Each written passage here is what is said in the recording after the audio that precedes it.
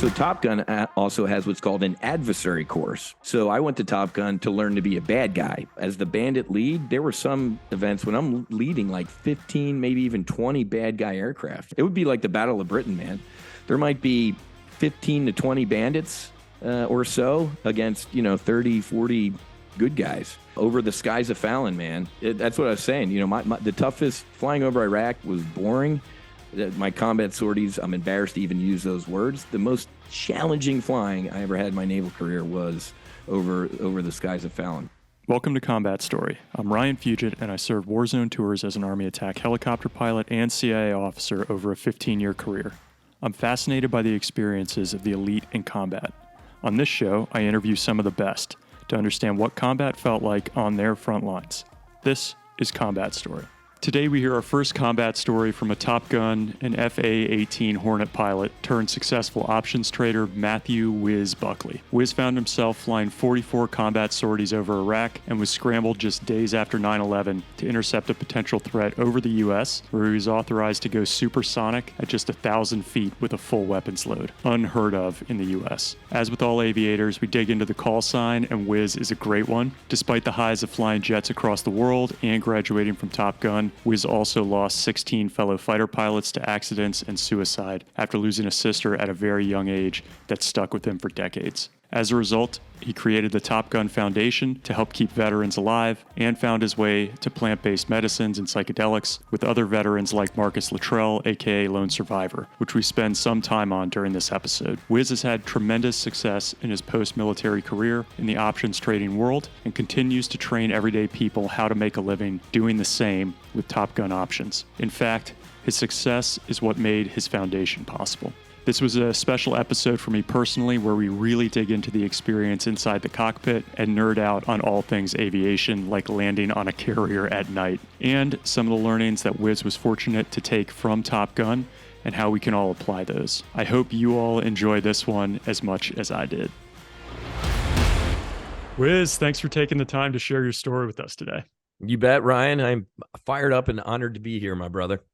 Man, so we typically start out with call signs when there's one available, but I'm going to put that on pause and we'll get to it because I'm sure it's got a good story there. Whiz, I have all kinds of things that I could think of. We'll get to it. First thing I wanted to ask about was the local rescue squad. So some of the research that I had done on you from your time as a kid, you spent some time when I think most of us were maybe out playing sports or video games or whatever it is we do when we're in high school. And you instead were doing something a little more meaningful with the local rescue squad. I was wondering if we could start there. Yeah, man. Well, unfortunately, it didn't come from altruistic purposes. I was one of 6 kids living in South Jersey. My family was originally from South Philadelphia, South Jersey, and one of 6, I was number 5. And the upper 3, my brother and my 2 sisters, were going to school at Villanova University, right outside of Philadelphia. And they all went to a fraternity party one night, and my brother and my one sister said, "Hey, we're heading back to campus." And my sister Monica said, "Hey, I'm getting a ride with these folks here." And tragic mistake, she ended up being killed by a drunk driver. So she was thrown from the car, broke her neck, and it was just an absolute horror. I was getting ready to be a freshman in high school, which is a tough enough time for a young man, let alone, losing your sister. And, technically I lost my parents. They were done. They were disintegrated, but there was a haunting feeling. I wondered if anybody cared, if anybody was with my sister, that cared so it hung with me, and I wanted to do something. I wanted to be a person who cared. I wanted to be able to help as much as I could. So yeah, I joined the Absecon volunteer rescue squad, and was going down a little bit of that path. Was trying to be an EMT and all that good stuff, and decided that the pool of the military and serving my country kind of was a little stronger than that. But my high school was, I had a blue light in my car, and I'm really old. We actually had a beeper That's how old I was. So, the middle of the night, the beeper would go off, and I'd race out to the rescue squad. So it was very fulfilling. But I could tell that especially at that age, there was just seeing even more tragedy. In high school, it was kind of sucked a little bit. To be Were you honest doing with you. EMT type work? Like, did they give you training on medical Yeah. Oh, support yeah. and No, all that? I got, full up everything in New Jersey. I think it was EMTI, the course you had to be able to intubate or give an IV or something like that. So I was in my EMT training, and I just never got to finish it before I went to college. So I kind of put it on hold. Yeah. So you mentioned, obviously you had thought about going down that path, the military. And one of the other things that I read that came up early, and that is, I think largely you would say your career now is the finance side. So and we'll talk more about the finance world for you. I know that that's what you do now, but where did that come from as a kid? The finance stuff, it always, before I'd go to school in the morning, my dad would be reading the newspaper right in my face type of thing. And of course, I'm, eat my Cheerios and looking at the back page, and it, had all the stock symbols, right? Because back in the day, that's when you knew what the stock price was the next day in the newspaper. And my dad just kind of explained what stocks were. And I thought it was intriguing. He was like, well, let's say, you own stock in McDonald's, and mom takes you to get a Happy Meal today. Well, technically that could, make you money. I was fascinated with that. So, and then growing up, movies like Trading Places with Eddie Murphy and Dan Aykroyd, or even the movie Wall Street. It was just, you don't, as you don't join the military to get rich, clearly. You join the military to serve your country and your fellow Americans. So in the background, I was just always interested in, hey man, how can I make a little bit more money? And basically by investing in things that I knew about or were familiar with. So it always intrigued me, the markets and finance. That's awesome.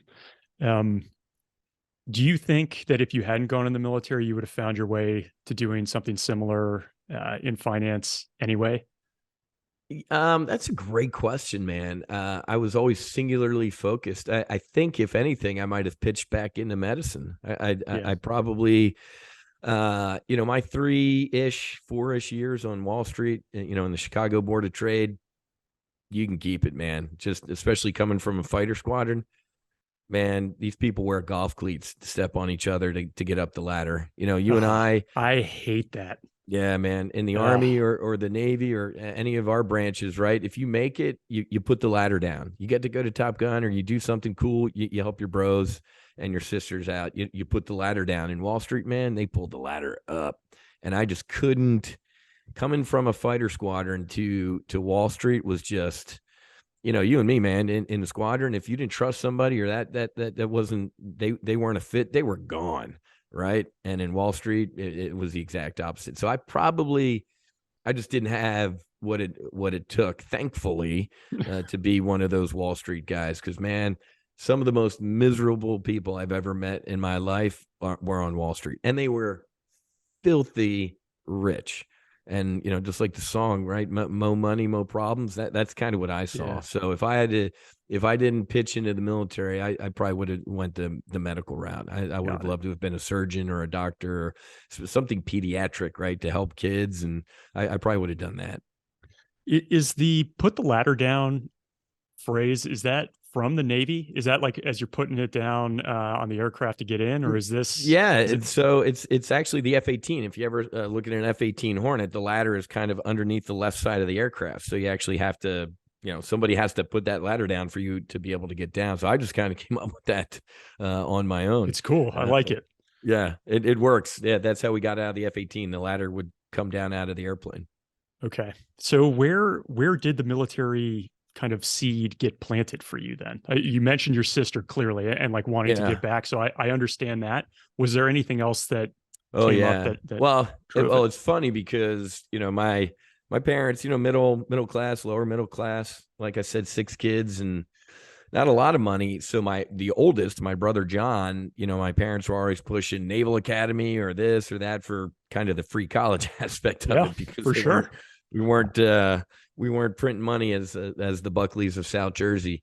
And that started to rub off of me a little bit living in South Jersey. My family was from South Philadelphia. My dad would take me to the Army Navy games, watch the march on. I'm old enough that I've been to Army Navy games at Franklin Field, which I think is a parking lot now. So I always the allure of that. And I think what pushed me over the edge, I'm a child of the 80s. So in the 80s, Cold War and Soviet Union and nuclear this and that across the street from me, growing up, my best friend growing up, his dad was a fighter pilot from Vietnam. And now when I was, growing up, he was an Eastern Airlines pilot, but he also flew fighters for the Atlantic City Air National Guard. And this guy was larger than life. He drove with the big Firebird on, or the thing on the hood, Pontiac. Firebird, whatever that was. He drove that. So he was an airline pilot and a guard pilot. And, he wore that orange flight suit and, he was just larger than life. And one day he told his son's nickname was Curly. He's like, "Hey, Curly, Matthew, when you guys get off the bus this afternoon, you stay at the bus stop." And the bus stop was like right down the block from us. I'm like, why would he have to pick? Whatever. So we kind of get off the bus, and he was a fighter pilot. And he told us to do something. We did it. So the bus stop was at kind of the top of this hill, and across the bay was Atlantic City. So there was, kind of bay, and we're standing there, and I'm just like, well, and out of my vision, man, I see like a dot. I see a dot over the bay, and the dot starts smoking. And before I could process it, this F-106 was literally on top of us and pulled straight up on top of us and blew. I probably got blown 20, 30 feet. My books were all over the place, dirt in my hair, pebbles in my teeth. And I'm on my back watching this F-106 go straight up, like doing aileron rolls. And I'm like, yep, that's it. So that kind of set the deal. And then when I was in high school, I was in the Civil Air Patrol. And because they had a unit out at that Air National Guard base. So it was just kind of at a young age, I kind of fell into it on my own. But, just growing up under kind of a Ronald Reagan, shining house on the hill, and, just kind of the evil Soviet Union and stuff like that. It just kind of, it just kind of felt like it was always there. Plus my dad was born in 1940. So he and I would sit on the couch and watch the bridges at Toko-Ri, or the sands of Iwo Jima, or, In Harm's Way, or Baba Black Sheep. We just, that was kind of our thing. I was always a student, or I'd watch Victory at Sea. That was one of my favorite. Yeah. I watched all that stuff. So it was a young age. It wasn't, my dad didn't serve. He got a deferment from Vietnam because he had 4 kids at the time. His dad had served. He was a cook actually on a sub in the Pacific in World War II. So, yeah. And then, on my mom's side, I believe that, 50 uncles type of thing were in World War II. So the family around me, Irish Catholic, Philadelphia type of thing, they all kind of served. But I think I kind of found it more or less through osmosis. Yeah. No, I hear you. That's super interesting. So I've not lost somebody the way you described losing your sister. So, I don't have that experience, but I was just curious as I was reading about you and how far you've gone in your life. How much of a catalyst has that been, whether it was at Top Gun, like closing the cockpit, going on a flight? Was that a motivating factor for you? Yeah, man. Yeah. You're an Army guy. You know this saying, there's no atheist in a foxhole, right? So I was just absolutely convinced, middle of the Pacific, low on fuel, pitching deck, that I had kind of a guardian angel. My sister was with me because I lost my faith, man. I mean, I was your stereotypical Irish Catholic kid from South Philly, South Jersey, altar boy. 3 days on Sunday, I do services, coat and tie. We were that family, right? Yeah. And then, when my sister got, all boys Catholic high school, thanks mom and dad, all boys Catholic high school. They knew you, man. Oh, Jesus. Well, there was an all girls Catholic high school down the street. So it was almost like an 80s movie, but, no, it destroyed my faith. Right. I just I pitched out of that fight. I'm like, what kind of God kills my sister? What kind of God destroys my family? And what, 2-3 decades later, man, that completely got unfornicated. So, but yeah, there was always something there. There was always a desire to do my sister proud. Yeah. My dad died, maybe, well, he died in 2005, but he died of a broken heart, man. He just, I played sports in high school. Yeah, I played sports in high school. So I'd miss the bus home from St. Augustine Prep, and my dad would pick me up, and in between our high school and our home was the cemetery. And my dad stopped every day. Wow. And my dad got out of that car every day and cried. Man. And he just, for the first couple of years, I'd get out of the car too. And then,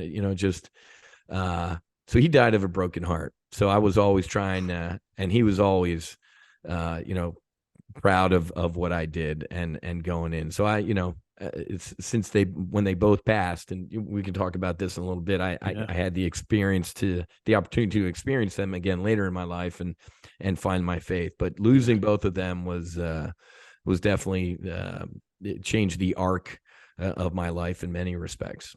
Man, I was also your typical like Irish Catholic kid. 3 brothers.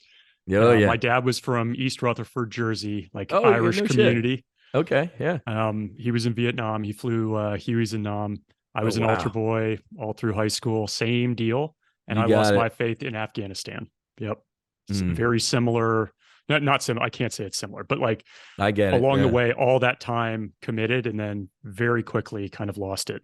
Yep. Is this, as you allude to seeing them again and your sister's passing, is that where the psychedelics come in for you later? And I know we'll talk about this. Oh yeah. 3-4 decades of sorrow, shame, regret, alcohol, drugs were disintegrated in a weekend. I got 30-40 years of therapy in a weekend and got closure and healing from their deaths as a result of the psychedelic assisted therapy. Yep. Had you tried other therapies before, like other, I don't know, pills or the therapies I tried? Drugs, alcohol, womanizing, awfulness. So I tried every therapy that probably isn't sanctioned. So I didn't. Well, as you know, man, as an aviator, what are we taught? We're taught to compartmentalize, right? You lose somebody, dude, you got to press on with the mission. You can mourn them later.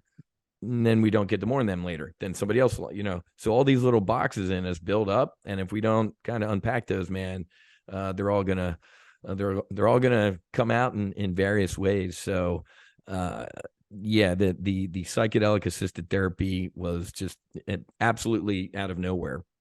And I like telling people 5 years ago, if I heard me talking like this, I'd kick my own ass and take my lunch money. I mean, what do you mean talking like what? Talking about psychedelic assisted therapy or, seeing my sister and father again. There's no way in hell, man. I mean, and like 3 years ago, after a dark night of the soul, I literally know what those are. Friend of mine's like, dude, you need to just go to yoga. I'm like, I would kick my own ass if I saw me in Lululemon doing a downward dog. And God, spirit, truth, divine, whatever word you want to use, just I walked into a yoga joint down in Fort Lauderdale one day and said, I have no idea what I'm doing. And the ladies, they were all nice, but short story long, the hot yoga really provided some therapy. And as a result of doing some hot yoga, I found meditation. I found breath work and mindfulness. Again, old me would be laughing at me, but that dude died on a bed in Mexico. So, I found yoga, found some meditation, and then God just kind of spun into my life the potential for psychedelic assisted therapy, and boom, it was kind of a Reese's peanut butter cup that pulled me out of a serious nosedive. Wow. This episode is brought to you by BetterHelp. BetterHelp provides global online professional counseling and therapy that allows you to connect securely with a counselor over chat, video, or phone. As regular listeners know, many of our guests and myself tend to deal with the lingering psychological effects of combat and stress. I've used professional counselors for years to help navigate these difficult times, and I'm glad I did. If you're thinking of giving therapy a try, BetterHelp is a great option. It's convenient, flexible, affordable, and entirely online. I've used it myself. BetterHelp will assess your needs and match you with your own licensed professional therapist. What's great is that you can start communicating within 48 hours. For me, I didn't get the perfect match at first and was able to find the right therapist for my needs very quickly. So, if you want to live a more empowered life, therapy can get you there. Visit betterhelp.com/combat to get 10% off your first month. That's BetterHelp, HELP.com/combat. And you'll be helping our show. And now, back to this combat story. And I think we will touch on psychedelics again towards the end here. Jumping into your time in the cockpit, one of the things, and really before we get to the training or anything else, but I think when somebody from the outside hears or thinks of Top Gun and the fighter pilot community, there's this idea of the competitiveness that's almost unmatched. I think there's this kind of idea of it. Even having interviewed guys on here from Delta and Dev Crew, and they have that, but there's something about the fighter pilot community that I think really that resonates. And I was just curious, in your experience, did you feel like that, number one, is that just a stereotype and it's not real? But if it is real, did you kind of grow up with that competitiveness, or is it brought out when you're in training? That's a great question, man. I'm going to lead with, I think that's a stereotype, especially, Maverick and the Top Gun I mean, thank God the Navy got those movies and we didn't go Air Force with Iron Eagle. 1 through 4, they didn't stop at 1. But in the fighter pilot community, obviously there are egos and stuff like that. But if you're that guy, you're known as that guy, and you're going to be shunned. It was actually, I think it's the exact opposite of that. I mean, Top Gun, definitely not like the movie. There ain't no competition. If anything, it's cooperation, man. We all got to we are on the same team. We are in the same squadron, man. And if you F up, you might get me killed. So I actually care what you're doing. I did a flight when my buddy was on the Blues with the Blue Angels. And, in their debrief, you would think that they hate each other. They are just brutally, ripping each other to shreds, man. And it's because they know that dude or lady can be doing better. First of all, the beginning of either a fighter debrief or Blue Angels or Top Gun, you lead with your mistakes, right? Hey guys, this is what I knew I gooned up on this flight. A, B, C, D, boom. I can fix those things. I'm going to get better. And then you turn it over to, hey, what did you all see? Because maybe I missed something. And then they'll roll in and hit you. It ain't personal, it's professional. So the stereotypical fighter pilot egos and competitions, where that manifested? It wasn't a Top Gun, and it wasn't the only place in naval aviation where that would really manifest is behind the boat. Every landing aboard the ship is graded, right? And every couple months you pull into port, and we do what's called a Forecastle Follies, kind of awards thing. And you get ranked, man, from the number 1 dude or lady in the air wing, to like number 10. It's called the top 10 and the top hook. Because when you roll in behind an aircraft, folks, technically there are 5,000 people watching you. There is a $1 trillion asset steaming into the wind, and you're it, right? And, we call it danger TV. You'll be sitting in the ready room watching your buddies land, and you got popcorn and, shitty landing. I mean, you're throwing shit at the screen. So that's where the competition is. They did a study in Vietnam of naval aviators, F4 guys, shooting at, MiGs, getting shot at by SAMs, getting shot at by AAA. Heart rate was, there. Landing aboard the boat, it was through the roof. So it's the boat stuff that's the competition, not the dogfight, whatever. Because, one day you kick somebody's ass in a dogfight, the next one, they're in your shorts. But it's behind the boat where you make your medal as a naval aviator. Can you just talk people through maybe like when you're on final for a boat landing, like just what's going through your head? What's all the steps in the cockpit, the radio calls you're making, just to give people an appreciation for this? So there, you got to break it up, right? Day Night. Day is fun. It's the sport of kings. I do it for the rest of my life. I push my own mother out of the way to go fly around the boat during the day. Night, I would throw my mom in the cockpit in a heartbeat, bro.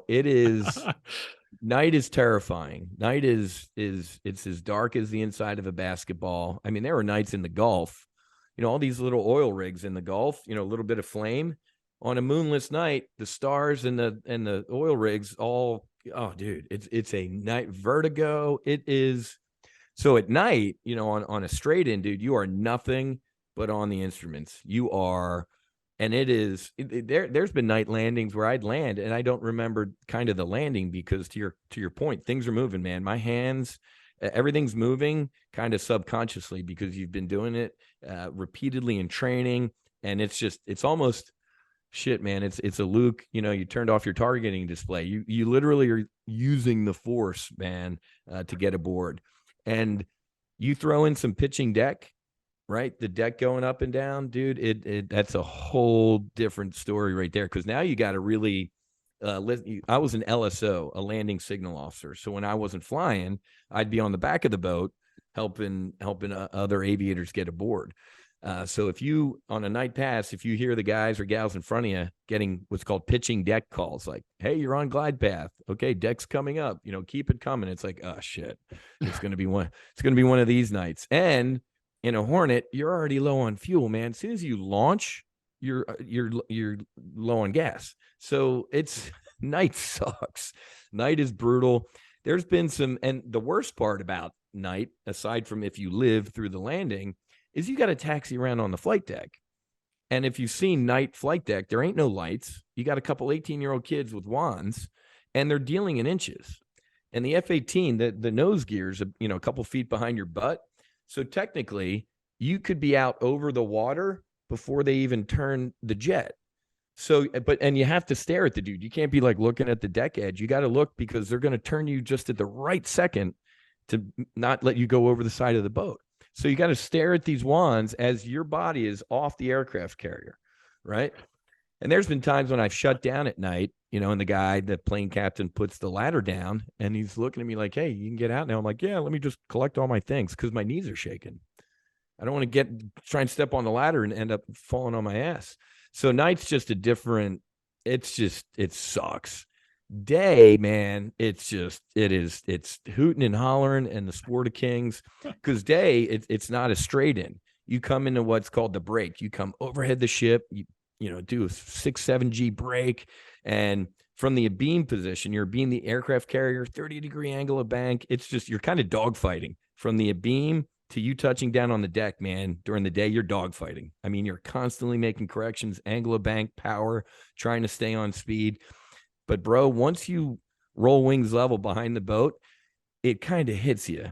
There's a big wake. There's smoke coming out. You're like, that's a fucking ship, man. And you gotta kind of take that out of it and just stay focused on the meatball, the landing, the visual landing aid. And remember, the landing area is angled. So the boat's moving. So you always got a little right wing down, you got a little right wing down all the way down the touchdown because the runway's moving away from you. And then obviously, as most people know, as soon as it's got to be like shooting a gun, you should be surprised that you're going to touch down because you're staring at the meatball. So as soon as your gear touches, you go to full power. Doesn't matter if you're like, I think I caught it. Don't. You go to full power every time because if you didn't catch a wire, you got to get airborne again. Wow. And there have been guys who have like, oh, I think I caught a wire, and they go back to idle and they missed, and boom, now they're ejecting or they're in the water. So yeah, full power every touchdown, and you're gonna know, you stop pretty quick. You go from 150 miles an hour to 0 in about a second and a half. So it's you'll know you stopped. But yeah, so day, absolute fun, love it. I could do it today. Night, I'd be terrified. I was terrified then. I'd be more terrified now that I'm older. and I understand it. Was being an LSO a benefit in doing those landings yourself? Because you're just seeing them so frequently? Yeah. No. Not really. Well, it's interesting because, you hear your buddies on the radio, you're flying and you're like, wait a minute, I drink with those guys and they're idiots. I can't trust this guy. They're giving me a power call right now. That dude's an idiot. So it's a double-edged sword, but maybe every once in a while, if you had a shitty landing, your LSO buddies would kind of give you a little bit of a LSO upgrade. Instead of a bad landing, it was kind of bad whiz. I'm like, yeah. So now that I'm out, I would say yes, there is a secret LSO handshake. You can get a little bit of better grades if you're an LSO. I would deny that if I was still in. Got it. And you were mentioning, obviously, it's the Hornet that you were flying. Is there a particular airframe that's harder to land on a carrier that's kind of well known? Man. The Tomcat. The Tomcat was an awful, awful machine to bring aboard the boat. Flying tennis court. Thing's massive. And the F-14As, very underpowered. As they went on, B, D, I don't know if there was a C, but the Ds really, when they fixed the engines, things got better. But bro, that plane was just massive, big wingspan. And anytime, as you know, you do a little wing dip, you lose some lift. And if they were underpowered and low in close, I mean, anybody can Google or look on YouTube like F-14 ramp strike, and you can just see a ton of F-14 mishaps. So very tough airplane to bring aboard the boat. And it's kind of sad, not to get too political, but when women were allowed to fly combat in the Navy, they kind of forced Kara Holtgreen, one of the first female F-14 pilots, like, well, the Tomcat, the movie Top Gun, even though Hornets were out and Hornets are a little easier to land aboard the boat, I guess Big Navy wanted, let's get females into Tomcats, and, Kara Holtgreen ended up dying in a Tomcat mishap right behind the boat, man. And a good friend of mine, another female in that squadron, it was tough to bring aboard, and she ended up having problems. If they had put them maybe in the Hornet, we wouldn't have had some of the political blowups and deaths. And to be honest with you, so the Tomcat, very tough airplane to bring aboard the boat. Nowadays, now I'm going to sound like an old guy. Back in my day, it was so much harder back then. It was up way and both uphill both ways to school in the snow. But it's called the magic carpet now. I mean, literally, this thing just is like a tractor beam. The boat, you can hook up to the boat and auto throttles, and you can just kind of sit there and watch. We had it in the Hornet back in here's what's funny, booger eater engineers, they spent money. They're like, maybe we should make an automatic carrier landing system so the jet can land itself. And we're all like, hey man, if I'm going to be a flaming ball of wreckage going down the flight deck, I'm going to do it. Not no computer, right? So we had that system, and I was a senior pilot. So they're like, every, I don't know, 6 months they had to certify to make sure the equipment was still working, because none of us did it. And I did one during the day, dude. And it was, I rode the controls. I was right on the throttles and the stick, and it was a perfect pass. And, but I'm like, it was actually, that one wasn't graded, right? Since the computer did it, doesn't even count for a grade. I'm like, never doing that again. But the Hornets today and the F-35s, dude, it is push a button and sit back and, put the tray table down, which I got to be honest with you, man, ain't good, right? I mean, you need to be able to fall back to the monkey skills of the stick and throttles. So I think it's almost the exact opposite for them today. They actually, this pass, you can't be using the magic carpet. You got to be old school. They're probably freaked out about, as opposed to me doing I'm freaked out about the new school. So I'm glad I was kind of the last of the real naval aviators, right? And did you guys you didn't mention any night optics. You weren't on. No, you're not on goggles. No. Why is that? Well, they're too heavy, and it's almost too much, right? Some of my worst night landings were on full moons. And here's why. There's too much to look at, right? So you can, hey, there's the carrier, there's the wake. Wow, it's kind of boom, low. There's too much to look at. Some of the best landings I ever had were terrifying conditions because you are so wired and locked in. But no, we don't wear goggles or anything like that. Did you guys end up when you're flying, do you use FLIR or any other imaging that's kind of up on the F-35 does? visors? Yeah, Yeah, and not in the Hornet, not when I was flying the Hornet, and not the E and F right now. But they do have some targeting and weapon systems up there now. But the F-35, man, their helmet is like there's so many sensors on the airplane. It's all projected right here. They don't even need to look down or anything. But now I was old school F-18 guy. I hate using the word legacy.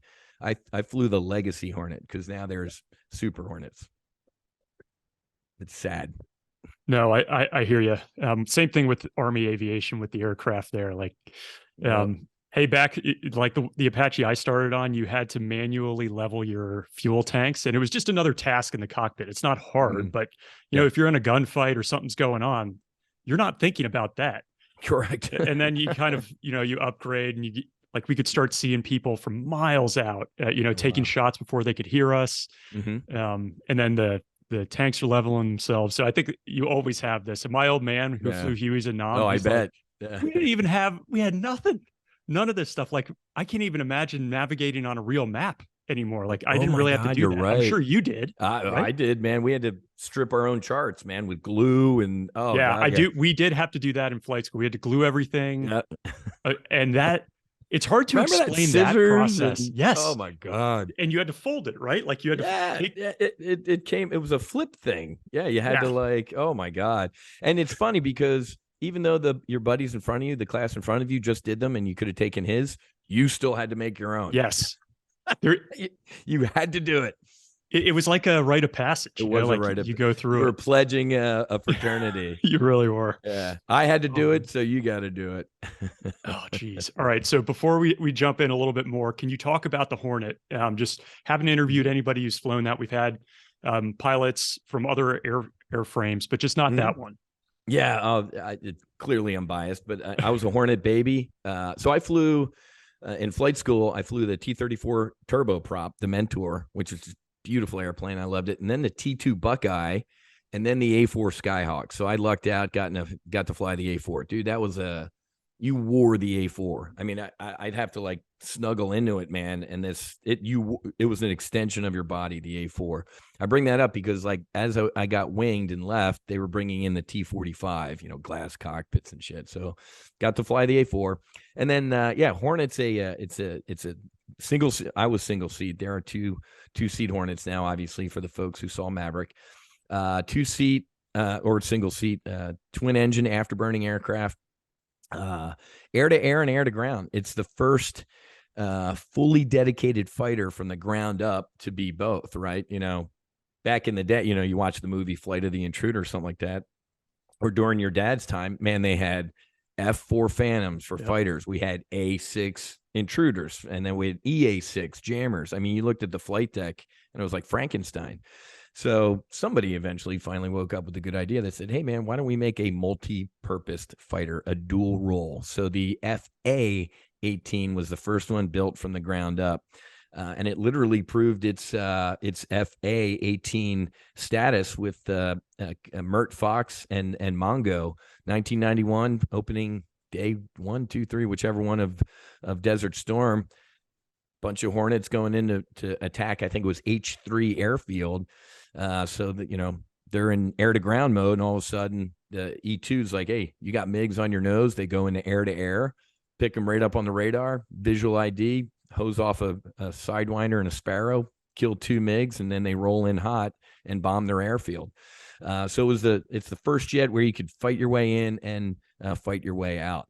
So I loved it. Yeah, carrier based, obviously. The Marines flew Hornets as well. Some of those were land based and could carry. I think, man, I never did clearly, but 85 weapons. We could carry everything from mines to harpoons to harm. I remember carrying harm on my second deployment on the Kitty Hawk. They strapped. What's a harm? A harm is a high-speed anti-radiation missile. So up until that point, it was a Prowler. So a Prowler, an EA-6B Prowler, has 4 dudes or 4 ladies in it. It's a jammer and could shoot. So a harm shoots at enemy radar sites or enemy missile sites, right? So I'm a Hornet guy. They're like, hey, man, now you got harms on your plane. I'm like, and it's funny because all the booger-eating backseaters from the Prowler squadron came into our squadron and like, give us your harm book. And they went away for a day and came back with a F-18 Idiot's Guide to Shooting Harm. And it was a checklist. And we're like, perfect. Just a quick word from our sponsor, 10,000, and we'll get right back to this combat story. So this advertiser told me not to read the script, which I love. They said instead to tell you all a cool story of me using their gear, which I know you can appreciate. So I run a couple mornings every week here in Northern Cal, and I started wearing the 10,000 tactical shorts on my runs. And even when it's cold out, I still wear these under my running pants because they hold my phone tight to my thigh, so it's not bouncing around. And they have a great spot for a key and a credit card without any bulk. Plus, they kind of look like what you might see some SEALs wearing down in Coronado when they're out running. So it got my wife's approval. What I love is that 10,000 works with top strength and endurance athletes, including elite vets, to co-design, test, and develop their gear, so you know it's heavily vetted before it shows up at your door. You can kit up now and get 15% off your purchase. You go to 10,000.cc and enter code Combat Story. That's TENTHOUSAND.cc and enter code Combat Story to get 15% off. They offer free shipping, free returns, and lifetime guarantee. So get out there, get the highest quality, best fitting, and most comfortable training shorts you've ever worn from 10,000. And now back to this combat story. No idea what we're doing, man. So I'm flying, Operation Southern Watch, no fly zone missions with a harm on my wing. I'm like, all right. But it was enough airborne time for me to punch through stuff and figure stuff out. So it can carry, air-to-air weapons. The AMRAAM is a nice long-range spear that you can hit folks in the face with. Medium-range Sparrow, and then obviously the heat-seeking Sidewinder for in your shorts. And then a gun, nice, 20 millimeter Gatling gun in the nose, 6,000 rounds a minute. Great weapon. And then just a host of air-to-ground weapons, smart, dumb, GPS guided, JDAMs, cluster bombs. I dropped Rockeye. I shot a Walleye, a Maverick. You name the air-to-ground weapon, and the Hornet could carry it. So really versatile airplane, and just a great dogfighting machine. When you're a voting member, so when you move the stick, everything moved. The flight controls would say, all right, Whiz wants to do this. Let's move all this stuff to make it the optimum whatever he's doing. So really just a beautiful airplane, literally my first love. And of course, everybody claims their own fighter jet's the best one in the world, but it definitely is a multi-role fighter. That hands down, it's the F-18. Jeez. When you're going through flight school, my understanding is pretty tough to get into kind of the attack track and then to get the aircraft you want. Can you talk us through what it was like for you? Yeah, man. So it's always a pyramid, right? Aviation's a pyramid. So at the bottom, when you go to Pensacola, the birthplace of naval aviation, everybody's the same, man. And you got to bust your ass. So in T-34s, you bust your ass, and then you have to select either jets, props, or helicopters, because the Navy's got a lot of jets. They got a lot of props, anti-submarine and stuff like that. And they got a lot of helos on all the, cruisers and destroyers and stuff. So I was lucky enough to select jets. And then in jets, you got to bust your ass, because they got, as we talked about, fighters, we got jammers, we got tankers, we got, reconnaissance jets. So you always had to keep, busting your ass. So I finished, top of my class when we got winged, and the top two of us got F-18s, and then kind of quality spread down from there. So I lucked out. I was, it's funny because when I went to flight school in Pensacola, man, I was the Unabomber. I literally got a 1-bedroom house, like a mile from the air station, out in the woods. I had my golden retriever, and I just studied my ass off. Yeah, because I knew what I wanted. And my buddies who, lived in a condo in downtown Pensacola ended up flying like P3s or helos or whatever. And I'm like, dude, I just knew what I wanted, man. And I just locked myself away through flight school, and it paid off. That's so interesting. So people on this show have heard me say this once before, but when I was in flight school in Alabama, obviously, I still don't understand how you all got Pensacola and we're in like Dothan, Alabama. Dothan. Oh Rucker. My God. But so I had just come out of college, and I was in a flight school class with 30 guys. I was the only ROTC guy. Everyone else was from West Point. Like, are you really kidding? sharp? Oh my God. So it was. Wow. They get to choose, like the top of their class. They can choose when they start. So they all had like the max amount of leave because they had earned it. So they took that and then they started on the same day with me. And I'm good friends with these guys, really good friends with them. I love these guys, but they were all coming out of the academy. They're West Pointers, partying their asses off, living in big houses. And I was in a tiny apartment. Good for you. One night they called, it was like a Wednesday, and they're like, "Hey man, we're studying for this instrument check ride. You should come over. We use some help." I get over there. They have a rager going. And my God, they knew they weren't going to pull me out unless it was like, "Hey, let's They go lied. They had to lie to you.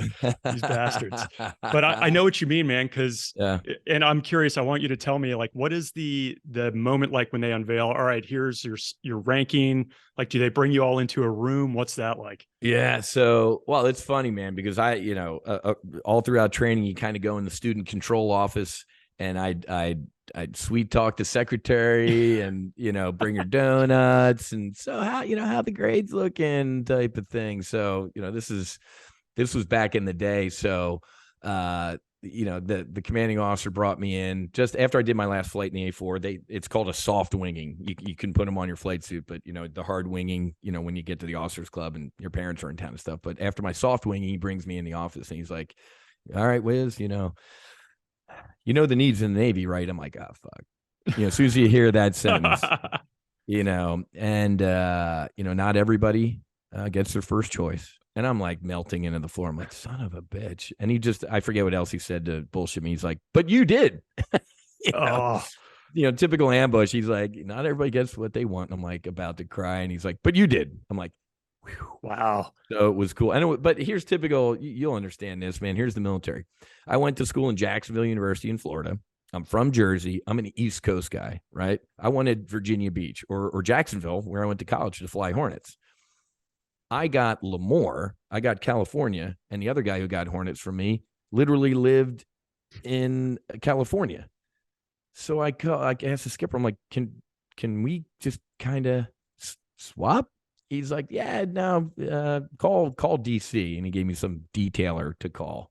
And this lady could not have been more pissed off that I was even calling to impose on her to change whatever. So he and I went and we crossed each other. So, I mean, everything happens exactly how it's supposed to and for a reason. So I loved it. Being from New Jersey, California was as foreign to me as Hong Kong. So, but it was awesome. But the training command, man, was awesome. We had a good time. I mean, 23 years old, 24 years old in Kingsville, Texas. That was just good living. That's me and awesome.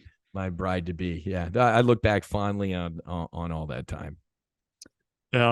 So we're going to jump around just a bit here, and I know it might seem unorthodox, but the story that you have for 9/11 is really interesting. So we'll go there, and then we're going to hit Top Gun after that. But if you could talk through that one, I can't wait to hear this. So in 2000, like a bunch of I just followed the lemmings out the door in 2000 to be a rich airline pilot. I mean, that was it. The business is great. Everything's going great in the country. I'm going to go be a rich airline pilot. And the lotto ticket for a fighter guy in 2000 was airline job and reserve job. Keep flying fighters on the weekends, be a rich airline pilot. Boom. That was me. So I got hired. I got picked up by VFA 201, Strike Fighter Squadron 201 out of Naval Air Station Fort Worth. And I got picked up by FedEx, shockingly, because my wife, her uncle, was one of the first pilots for FedEx. He did the first sort that they still have the picnic table in Memphis, like out on the flight line, where her uncle, Fred Smith, and like two other Falcon pilots, like swapped packages and launched. His Falcon jet's actually in the simulator building. So when I went to interview for FedEx, it was two senior captains who her uncle had hired. And the interview was like, "Dude, you want to get some lunch?" I'm like, "Yeah, sure." So I got in the simulator, and the captain in the simulator was like, "Oh, you're Fado's guy?" And so we were doing barrel rolls and shit in the MD-11 simulator. It was a joke, right? So I got to be honest, dude, what was I, 30, 31, 32? I was miserable. I hated FedEx, man. And I drank the Kool-Aid when I was there, purple, and it's not that much. Dude, when you're junior, it was going to Memphis at midnight, flying 4 legs, landing in Phoenix and trying to get to the crash hotel before the sun came up. It was miserable. And trying to sleep in a hotel during the day, apparently people can't read, do not disturb. Housekeeping. I'm like, oh my God, or vacuuming the hallway. It was just miserable. And, I'd get home from a FedEx trip and my son, who was like 8 months at the time, wants to play and stuff, daddy's sleeping. So I remember, bro, going into the squadron one day after a FedEx trip. I don't even know what time zone I'm in. I'm like sleeping in the ready room. And out of the 18 guys in my reserve squadron in Fort Worth, 15, 16 of them flew for American because that was, DFW. So my buddy, I'll never forget this. He's like, hey, wake up, Wiz. I'm like, what, dude? He's like, dude, here's my cell phone.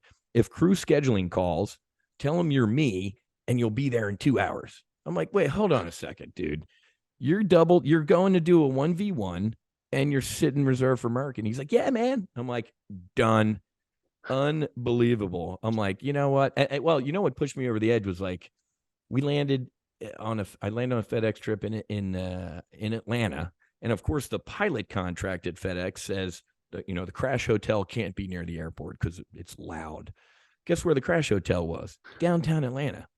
So we land in Hartsfield at like 7 a.m. And what do you think we do for the next 2 hours? We sit in traffic waiting to get to the hotel. So we finally get to the hotel and, we three of us stumble out of our van and here comes, Captain Hormone and First Officer Steve with 4 flight attendants, like from American going, hey, I can't believe we got that drunk last night. Oh, hi, boys. And I'm like, I'm all disheveled and I'm like, what? And then fast forward to like 7 that night, we're checking out to go to work as these people are getting off the crew van like, hey, what time we meeting for drinks? I'm like, done. So short story long, I get hired by American, man. I leave FedEx. I go to American. And the morning of September 11th, I'm packing, man. I get up, I'm packing. And my wife comes in and she's like, hey, Mom, my mother-in-law lives here in Florida. She's like, Mom just called. Some, plane hit the World Trade Center. And I'm like, I'm packing. Small airplane, bad weather. I'm in my zone. And I just looked at her face and I'm like, yeah, okay.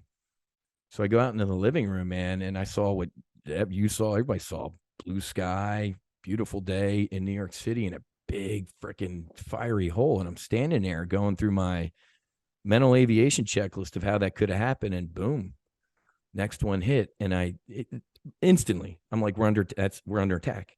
And it's literally right here in my closet, still in the plastic. I ran into the bedroom, moved the American Airlines uniform from the tailor in the plastic out of the way. And I threw on my flight suit, didn't even tie my boots. I had an old 89 Porsche, and I did probably 120, 130 miles an hour down the interstate, got out to Naval Air Station Fort Worth just as they closed it and went to a combat posture, threat con Delta or whatever. And me and one other guy made it out, Gruff. And Gruff and I, we called down to maintenance and said, Chief, what do we got? They said, we got 4 jets. I said, fuel them, get them up. And then you'll understand this as an Army guy, the Air Force is rich, right? So the Air Force, the F-16 guys next door called over because they're rich, right? They're like, hey, man, and it was a general, in charge of their fighter wing. Hey, Wiz. I'm like, yes, sir. He's like, how many you got? I'm like, it's me and Gruff. He's like, get on over here. We got 4. I got 4 Viper guys. We're going to get you some missiles and some bullets. And no shit, man, we ran over to their command post. And me, Gruff, 4 F-16 guys, and the general, it was like Lexington and Concord, man. We were, all right, you guys are going to get armed first. They're rich and fast Air Force guys. We're like, we'll get airborne first. You guys, sit alert down at the end of the runway. Boom, Pentagon gets hit. I'm like, holy shit. I even get, emotional talking about it, man. And it was brutal. So they Gruff and I get to the end of the runway. They get airborne. They were airborne for like an hour or so. I think they helped or put a couple planes down type of thing. And incredibly surreal, man. So, next couple days were a blur. But we're still, remember each day after 9/11, they're like, we're going to try and open the airspace today. Fail. Tomorrow will it fail? Well, September 14th, we're still sitting alert, and it just happened to be Gruff and I again on the schedule. So we're sitting in the ready room in our flight gear, and it comes across the radio, scramble. I'm like, holy shit! So Gruff and I run out to the airplane. Apparently, down outside of Crawford, President Bush's ranch was prohibited airspace, and I think they might have even had a airborne White House up there or something like that. So we get scrambled. Our brief was, whoever starts first gets to the runway has the lead type of thing. So I'm hauling ass over Texas. I'm at 1,000 feet, supersonic. You can't go supersonic over the U.S. unless you're out in the desert. Boom. And I'm looking at my wingtips, man. I'm like, I got sidewinders and I got bullets in my nose. I mean, this was like a Charlton Heston movie. I'm like, I cannot believe this is going on. And I finally locked this guy up. He's doing on my radar, he's doing 80 miles an hour. I'm like, the fuck is this? Turns out it's some old man and his grandkid in a Piper Cub. They didn't know that they couldn't go flying. Dude, I am hauling ass and I'm like a dog on the kitchen floor trying to slow down. I'm like idle, speed brake, 7G, trying to do all these turns. My gear speed's 250 knots, right? So I put down the gear and flaps and I go by this guy and he's like, holy, what the, and I'm doing the, and he's not up, 121.5 or any of the radio freaks. So he goes and lands at a grass strip and, they're like, hey, can you guys stay on station? I'm like, yeah, we got a lot of gas. They're like, yeah, we're launching some sheriff's helicopters, whatever. I'm like, all right. Well, eventually they're like, well, they're not even letting sheriff's helicopters fly. Can you stay on? We're sending some folks out. Yeah, sure. I'm going down this grass strip he landed on at I don't know, 10, 20 feet, full afterburner and stuff like that. What? Oh yeah. We did a little air show there. That's another story that didn't go over too well. But eventually some state trooper trucks and some Secret Service SUVs come up. So we were allowed to, we fly back to DFW, man. And, we're talking to the controller and I'm like, do you mind if he's like, dude, you're one of the only 2 airplanes airborne in the US right now. You can do whatever you want. So we flew over DFW at a couple hundred feet, which is nearly impossible. And it was just scattered with airliners everywhere. It was really creepy. Wow. So we land. This is funny. We land and I'm in the ready room, of course, shooting my watch and telling all the bros about this intercept and my phone rings and I pick it up and it's like, First Officer Buckley? I'm like, yeah. I'm thinking it's one of the guys messing with me from the ready room. They're like, your first trip is tomorrow. I'm like, who is this? He's like, I'm Steve from Crew Scheduling. Your 0800 flight in Miami tomorrow. I'm like, dude. This is for American Airlines? Yeah. I'm like, do you have a TV? Are you in a cave? He's like, well, what do you mean? I'm like, dude, what? He's like, well, if you don't show up, you're fired. I'm like, okay. So I literally go out to DFW September 14th, 15th, whatever it was. And I show up and the instructor pilot, my check airman's like, dude, I wasn't even going to show up. I can't even believe you're here. I'm like, oh, super. So we're one of the only, we fly from DFW to Miami. And guess who was on the plane? It was all American Airlines, Miami-based employees who were stuck, up at DFW during the attack. There's maybe 30 people on this airliner, but this is funny. We're flying down and the captain's woeing to me about he might lose his job. I'm like, yay. He goes, I got furloughed in 1992 and I was on the road. I was in Cleveland and they furloughed me. They didn't even give me a ride home. Can you believe this company? He's like, I knew the gate agent, so she stuck me on a plane, but oh, that's awful. I'm like, yeah, okay. We land in Miami. We go to the DoubleTree or whatever the crash hotel is. And captain's on his cell phone over in the corner. And I get my room key and he hangs up his phone and he comes up to me and he goes, man, you're not going to believe this. I'm like, try me. He's like, that was Crew Scheduling. You're furloughed and you need to give me your ID. Oh. So I flew one flight for American Airlines and got furloughed. And that was the end of my airline career. I got hired by JetBlue after that, but that would have been 3 airlines in 3 years. And I'm like, you know what? I'm good. Let's go to, what was that bank robber in the 20s? They're like, when they finally arrested him, they're like, why'd you rob banks? He's like, that's where the money is. So I decided to go to Wall Street. I got rid of the airlines, man, and left it in the rearview mirror. Left it. Okay. Yeah. So let's jump to Top Gun. So I have to imagine just to get your foot in the door is pretty difficult. What is that like competition wise? And when do people typically go in your career? Is it 2 years out of flight school? Is it 8?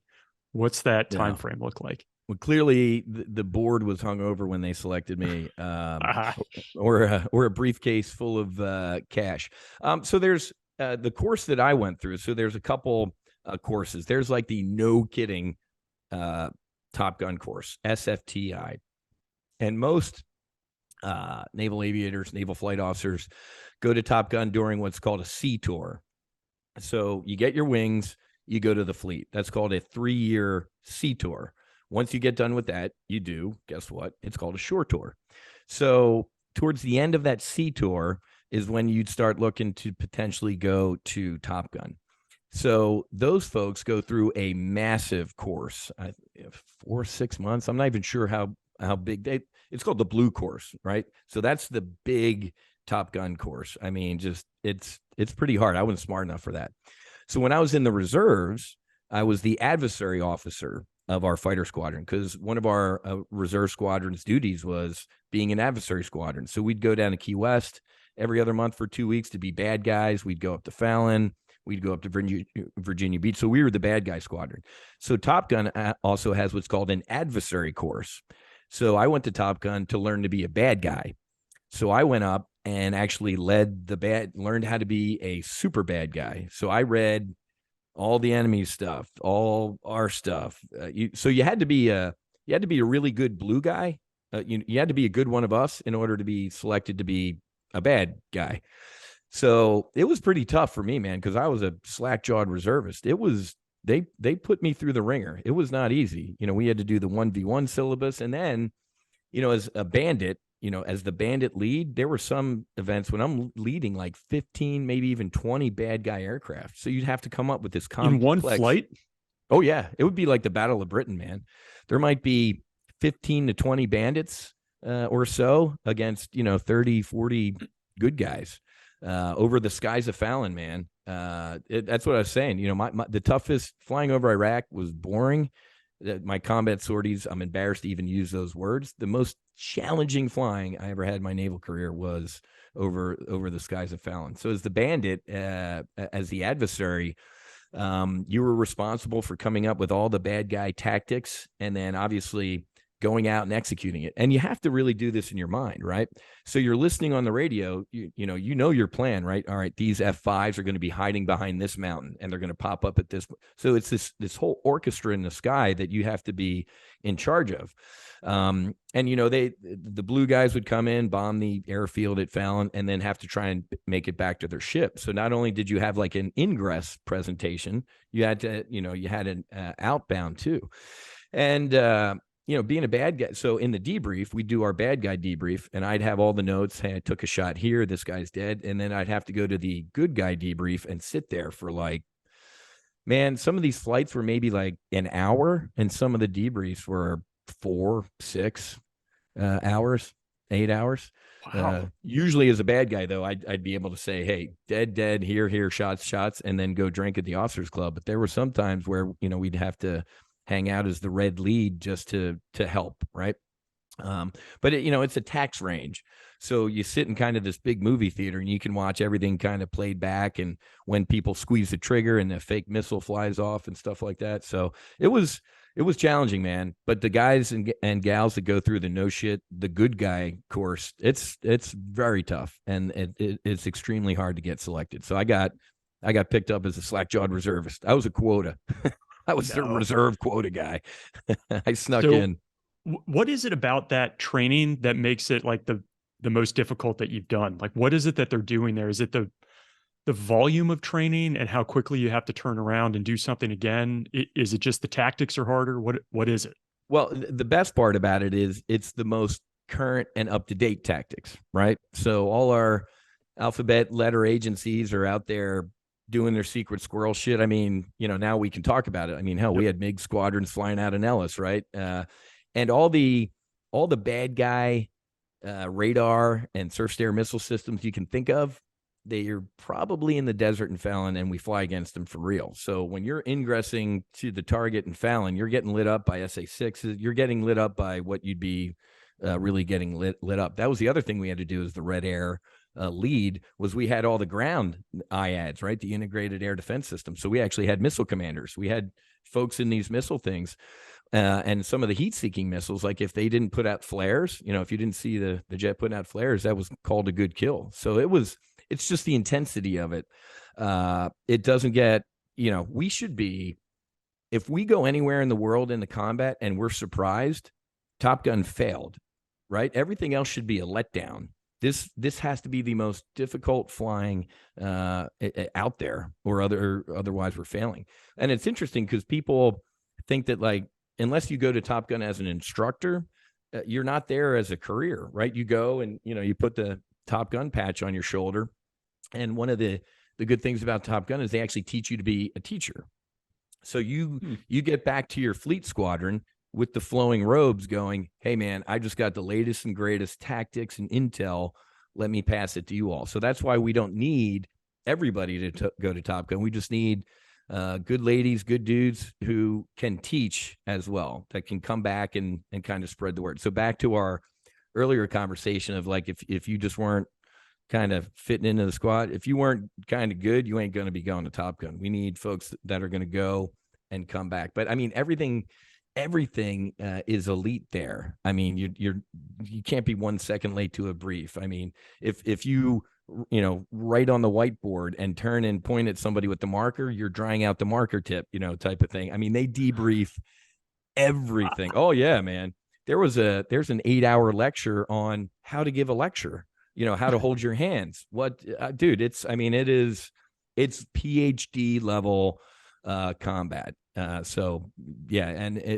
And when you get there, if you're not cutting it, you're going to be gone. It's almost, you're your own critic, right? You're not trying to compete with anybody else. You're actually trying to compete with you. Like, I can do this. You ain't worried about, you got too much to worry about than being better than anybody else.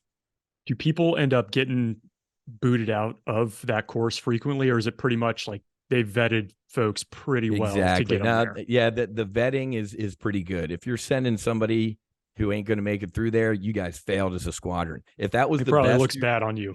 If that's the best your squadron had, you're all a bunch of idiots. I mean, I feel bad for your squadron. So yeah, the vetting, I mean, it's happened. I mean, there are, you get a couple of reflies. Like, if you, that just wasn't your best, they'll give you a couple reflies, but it ain't infinity. You got to get through it. So there are folks who don't make it through. How much of it's what the you exception, learned, not the rule. Yeah, no, it makes total sense. I have to imagine you're only sending your hotshots to that Correct. course. So Yeah. You've already done a lot of the vetting, as opposed to maybe some of the other selection processes in the military where, you throw a lot of people at it to begin with, and then you only come out with a few, but some are like you are describing. Agreed. Geez. So I know some of the research I had done, you talked a lot about some of the learnings that you drew from the military that you use now as you're advising companies and with your own company. And one of them is red teaming. And so I think this must be where that comes from, this idea of employing a red team to check your own defenses, basically. Yeah. I mean, Fallon, Top Gun is the ultimate red team, right? If you can't make it past us, you're not going on cruise. And that's what we do as a battle group, right? You're actually gone more before you go on cruise than on cruise, right? We're up in Fallon, making big rocks into little rocks, blowing them up. Oh, you forgot about how to land aboard the boat. Go back to the boat for a month. Oh, back up to Fallon. So it's called workups. In workups, you actually go through SFARP, strike fighter readiness, whatever. So there kind of is a pass fail, right? And as bandits, we're supposed to fight valiantly for the motherland. But we should be, at the beginning, usually of SFARP, we're killing. We're killing some blues. And the learning curve should be a hockey stick. If it ain't, I mean, there have been squadrons where it's like, hey, man, you guys ain't, you're not ready to go type of stuff. And that's bad. So as red guys, and it's funny because, fighter pilot's ego, as a red guy, I actually want to be dying. I don't like rolling in behind a blue guy because I'm like, this ain't good, right? But as a professional bandit, you gotta keep that in check, and you can't have the attitude as a bandit like, I'm gonna go out there smoking everybody. I'm like, dude, you got to pretend if you're simulating a North Korean whatever pilot today, you got 30 flight hours in a year. Put the fangs back in your mask. Good point. You ain't a 2,000-hour Hornet guy. So as a professional bandit, you definitely had to fly the card. It's called, like, it depended on who we were simulating, right? And in the Hornet, If we were simulating a MiG-21, for example, we couldn't use afterburner. We could only use military power. So there was a whole host of things you had to know as a bandit to present to the blue folks. But yeah, the ultimate red team is definitely Top Gun. Having had the opportunity to go through something like that, what are like 2 or 3 of some of the takeaways that you bring? You know, if you had to create a course, and it sounds like you have, but if you had to train people, whether it's sports or, you know, private sector, what are a couple of those things that you feel like, hey, this was great that I got to see this and other people could benefit? The absolute hands down number one thing is the debrief. The absolute hands down number one is the debrief. Like I said, if you went into some fighter debrief, you'd think everybody in that room hated each other. Nope. It is about getting better, right? I'll never forget, I got my wings, learned how to fly the Hornet in Lemoore it's called a RAG, replacement squadron. And then you go to your fleet squadron. First 30 days in your fleet squadron, you're on the skipper's wing, right? That lady or dude wants to make sure you're not, even though you got your wings and you made it through the RAG, I want to make sure you're not a complete idiot. So after flying, with the skipper for a couple of weeks, I was, starting to feel a little okay. I got this. He's got like 2,000 hours in the Hornet. I have like 20. And I'm like, I'm starting to get this. I got this. And I didn't have such a good flight, right? And we get into the debrief, and that guy just hands me my ass. And I'm like, holy shit. So, I kind of crawled to the officers club later in the afternoon and, putting the flames out with a couple wine coolers and the skipper comes in, and I kind of just give him a little bit of a tactical 90-degree, turn. And he's like, "What's up, Whiz? What's going on?" And I'm like, "Well, skipper, I think you were a little harsh on me in the debrief." And he just kind of looked at me like I was the biggest idiot. He's like, "Dude, what are you talking about?" He's like, "I think the world of you. I wouldn't let you near one of my airplanes if I didn't think you had the ability to be better." He's like, "I love your wife. I love you. I'm here to make you better." And that was like a 2x4 to the head, man. It was just it was a life moment where I'm like, bro, he's like, the debriefs, man, this is when that door opens up, we're best friends. In there, we have got to be absolutely brutal with each other. So it's funny you bring that up, because when I did transition from, the cockpit to like a trading firm, dude, there ain't no hardly any businesses on the face of the planet debrief. Period. They don't. If they do debrief, they call it what? A post-mortem. And the name already implies that it's going to suck. So I kind of brought the concept of debriefing to some businesses, and man, you would think I invented water. It's like, oh my God. So we stop and we figure out what worked and what didn't, and then we improve our execution. I'm like, duh. So that's like insanity, teaching people how to debrief, because most businesses, if I'm like, "Hey, do you debrief?" and they're like, "Nope." Why? We don't have time. You don't have time not to debrief, right? So all the little things that they'll throw up as to be defensive about the debrief, I'm like, no, man. So the companies that I've worked with that have fully embraced like debriefing, they go through the roof, right? But the hardest thing, you as an aviator and I as an aviator know, and as leaders, when we get into a debrief, we lead, the very important pronoun is I. Most business leaders can't walk in and lead a debrief going, "Hey, here's what I know I gooned up on this product launch." That's very hard. But I don't know why. I don't know why that's so hard. I'm the boss and I'm infallible type of thing. Yeah. But yeah, when I can teach these leaders, you come in with I, no we, no you, no us. We'll get to that later in the debrief. But if you can lead with, it's going to lower the barriers to communication. Because if the new guy or gal sitting in the room going, "Oh my God, wait, the boss just kind of said they fouled something up. Now I feel a little freer to maybe talk about what I did."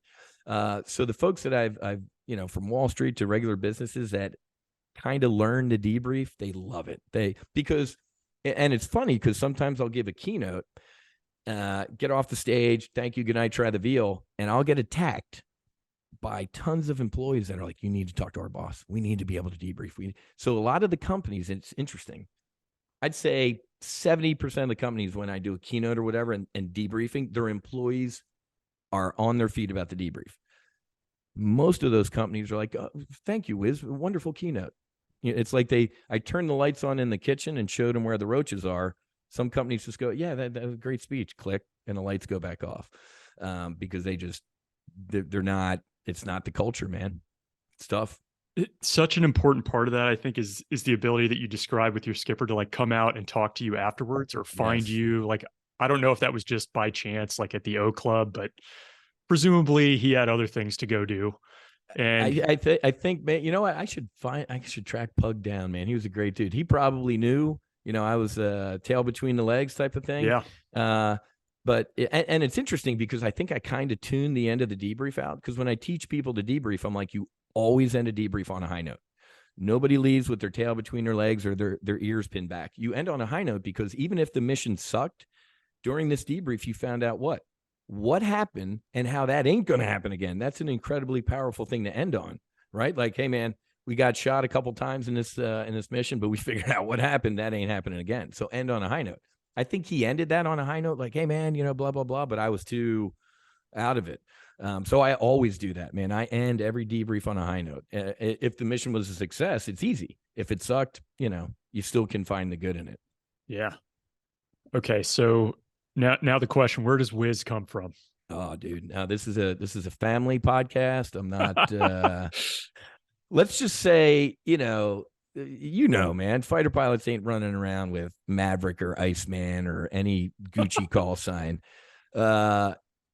We go out and earn our call signs, and it's usually by doing something stupid. So this is pre-tail hook, man. Well, here's the funny part. To get flight time, you'd be able to take a jet on the road to get some hours, but miraculously, it just happened to be where your family lives. So I took a Hornet to literally from Lemoore to Atlantic City. And, a week before that road trip, I brought maybe 2, 3, 4 cases of beer to maintenance. I'm like, can I get, because let me clear this up to a lot of the listeners as well, the viewers. If you see somebody's name on the side of a jet, that ain't their jet, right? Because, if Whiz is on aircraft 101 and that engine's down for 2 months, what do I not fly? Yeah. So all the pilots in the squadron get their name on a jet. But you want that jet when you go home, right? Because you got your name on it. So of course I'd have to prep the battlefield with some beers down to the maintenance guys. And miraculously I got my jet with my name on it. But it was funny because of course my parents brought all their friends out, to see their son at the airport. And on the right side of the jet, my mom's with all the ladies saying, well, it's Whiz because he's so brilliant. I mean, he's just the best. And then on the left side, my dad's like, I heard he pissed all over his commanding officer when he was in Key West. So one of those stories is true. And it's WHIZ, just in case people are like, oh, it's Wizard. Well, no. You ready for some funny? It's WHIZ because in the squadron where I earned this call sign, there was a Whiz, WIZ. And I have to tell this story. So Whiz took, like any good naval aviator, took 4 F-18s on the road to Vegas and had a hotel room. And like any, good naval aviator back in that day, I'm not talking today, he had some local folk dancers in the room. And instead of using the facilities like a human being in the room, he went out to the hallway. And he's leaning up against the elevators, taking care of business, and the elevator doors open. And it just happens to be the first female running for vice president of the United States, Geraldine Ferraro. And he nails her with, he nails her. No. They got off on the wrong floor. He gets tackled. Secret Service, drop that penis. I mean, he gets thrown in a room. He gets thrown in a room for 8 hours. And they're like, if you breathe a word of this to anybody, we'll court-martial you and throw you in jail. He's like, oh, okay. He gets back to Key West 2 days later. He's like, do you know what I did? I pissed all over Geraldine Ferraro. So he nailed the vice president candidate. And I, unfortunately, nailed my skipper. I don't remember it, so I think it's bull. But I got an H in mine. I got to say, that's one of those stories that you're thankful for our age that we didn't have cell phones that could capture any of those things. at that time. It's a different Army. It's a different Navy today, folks. If you're listening, don't do what we did. It'll be a shorter career. Oh, Yes. man. Maybe on more of a somber note, one of the things I read, and can't believe everything you read online, that you ended up burying 15 people you knew as aviators. About 16. Yeah. 16 yeah. through not just crashes, but suicides. Oh, yeah. So more than 16. Yeah. My a groomsman in my wedding, Eric Swenson, Swede, captain, 5 kids, beautiful wife, bullet in his head. I lost 3 Hornet guys to suicide and 16 in mishaps. We lost 8 on the Abraham Lincoln during workups. We didn't even start heading west to go to the Gulf, and we lost 8. 3 in a Prowler, 2 in a Hornet, 2 more. We lost 8 aviators and aircrew before we even went to Iraq. And that are those crashes, Whiz? Or are they all crashes, man? One was Kara Holtgreen behind the ship. One was a Tomcat. You might even remember this. This was national news. A buddy of mine took the Tomcat to see his family in Nashville, and he did a low transition into a cloud layer, got disoriented, came back out, pancaked into a condo, killed him, his backseater, and like 4 people in the condo. I mean, we had a midair up in Fallon. We had a night catapult shot off the Lincoln where the dude went straight into the water. These were all not one. I knew personally of not one combat loss. This was all either stupidity, mechanical, or pilot error. And it was brutal. It was, I mean, peacetime losses are just it's a horror.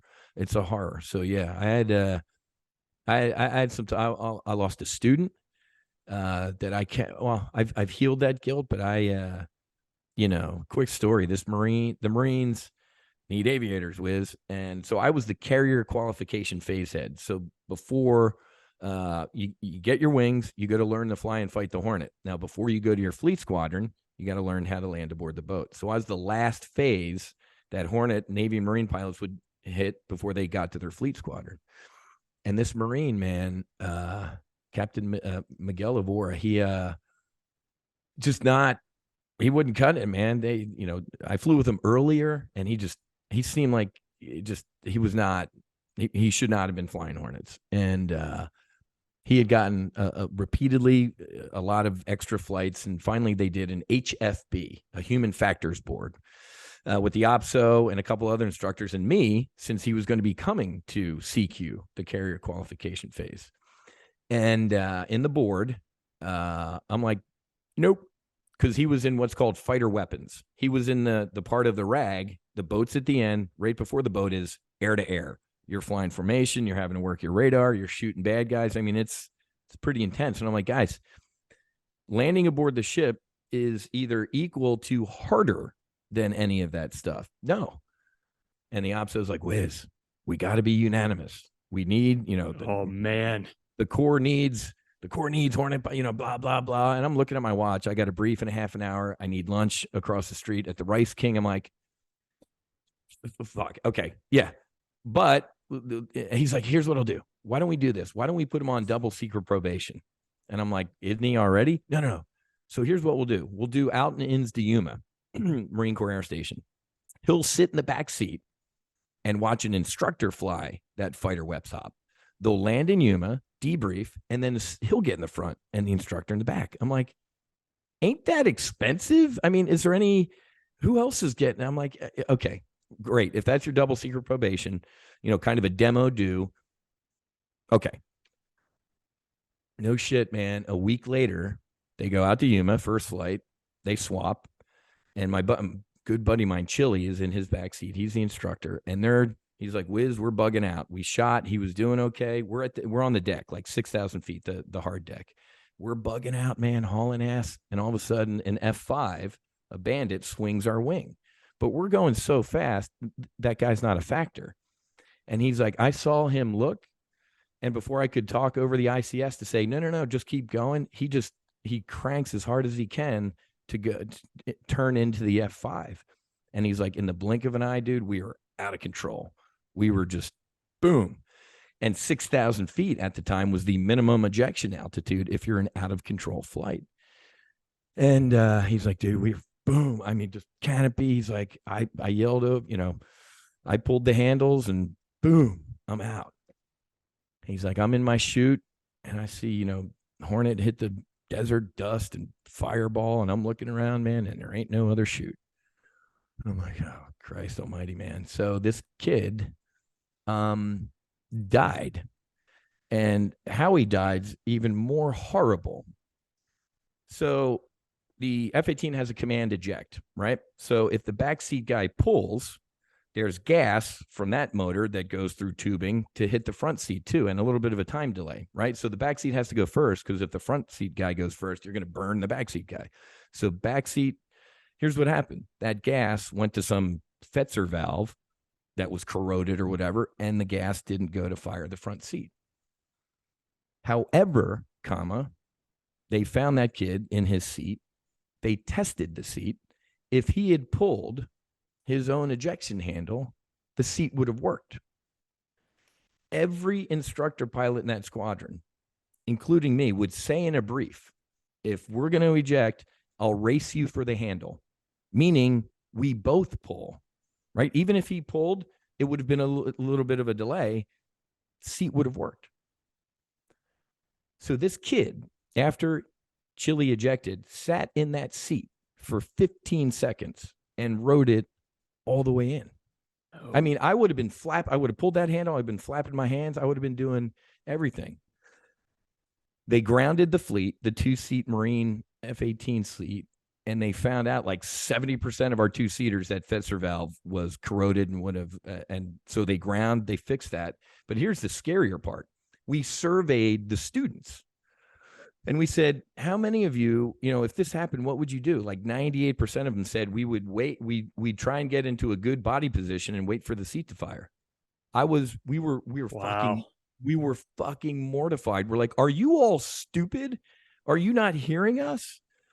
So that broke my heart, man. Went to the chapel and his wife and his kid, and it still, I needed to stick to I knew it. Then when that happened, I'm like, that I fucking knew it. I knew it. And I failed to stick to my guns, man. That one haunts me. That one sticks. Yeah. I have to imagine that the rotary wing community probably stole this from you all, from the fixed wing side of things. But like anytime we had a crash, especially a fatal crash, like they bring all the pilots together in the unit and you go through the black box, like you'd watch and listen. And then, to some degree it's a debrief. It's like, it's the lessons learned, right? Yeah. Yep. You guys did that. Oh, yeah. We didn't have like a black box or anything in the Hornet, but you would have the flight recording and stuff the like recording. That. Yeah. But yeah, we, a similar one, man. I was eating dinner with K9. His name's Glenn Kirstenmeister something. It's K plus 9 letters, so we called him K9. On the Lincoln, night catapult shot. He gets to the end of the catapult shot and he goes, that Hornet's gone. Night. As soon as he gets weight off wheels, the jet's gone. And we're like, oh my God. Right. So my skipper was on the Mishap board. He was leading it, and they dredged up the jet, and they went to Boeing. So the night before that jet flew, the next time that flew, it went right into the Atlantic. The last time it flew was the night before. And there's a fuel probe on the Hornet that comes out of the nose out to your right, and then you stick the probe in the basket. It's like sticking a banana in a tiger's ass. But if you're having a tough time, you can have what's called a basket slap, or it hits the nose and moves around. But we have 2 angle of attack probes on the nose sticking out. And the pilot landed that night, and he told the maintenance chief, he's like, hey, man, tough time trying to get in the basket. I think you might want to take a look at stuff. And they're like, yeah, okay, Lieutenant, go to bed. We got it. That right angle of attack probe was dinged a little bit. So the jet, when it got weight off wheels, it thought it was going to rotate full nose up, and it overcompensated by rotating full nose down. So my skipper, after finding this out, goes to Boeing or McDonnell Douglas at the time, like, hey, this happened. They're like, no, it didn't. This happened. No, it didn't. We built it. 12 months later, man, mishap report comes out. Yeah, that can happen. And here are the fixes and stuff like that. That one was a brutal one too. Yeah. Oh, it's awful. Yeah, stuff like that, man. Those type of mishaps, they're, and I talk about this, with the No Fallen Heroes Foundation. Vets have a little bit of an ego when it comes to like trauma shaming, right? Like some guys are like, oh, dude, if your buddy's head didn't get blown off next to you, you ain't shit. You can't trauma shame. Everybody's got trauma. I had childhood trauma that I brought into the military, but some of these losses, like that student, I mean, that fucking haunted me for years. I'm like, if I had stuck to my guns, man, because I knew if I'd stuck to my guns, because as the carrier qualification phase head, I had ultimate veto. I mean, literally, I could have said no, and they would have had to have gone with me. And I got rolled, and that's what happened. So that was a tough lesson learned to me, man. Sticking to my guns. God, you mentioned the foundation, and we didn't really touch on this. We had talked earlier about 9/11. You kind of have the chance with JetBlue, and you're like, you know what, I'm going to take this myself, and that's where you really dive into finance and where you've been for the time since, right? You bet. Yep. Started. I helped run a multi-billion-dollar volatility arbitrage firm up in Chicago, and then my beautiful bride, after dragging her to Kingsville and Lemoore and some other unseemly Navy places, she's from Boca Raton.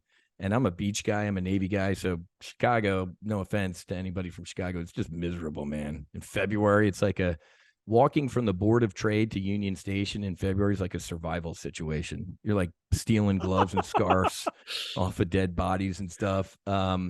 So I left Chicago and I started my own training firm called Top Gun Options, real big marketing department. Top Gun Options, where we teach people how to trade.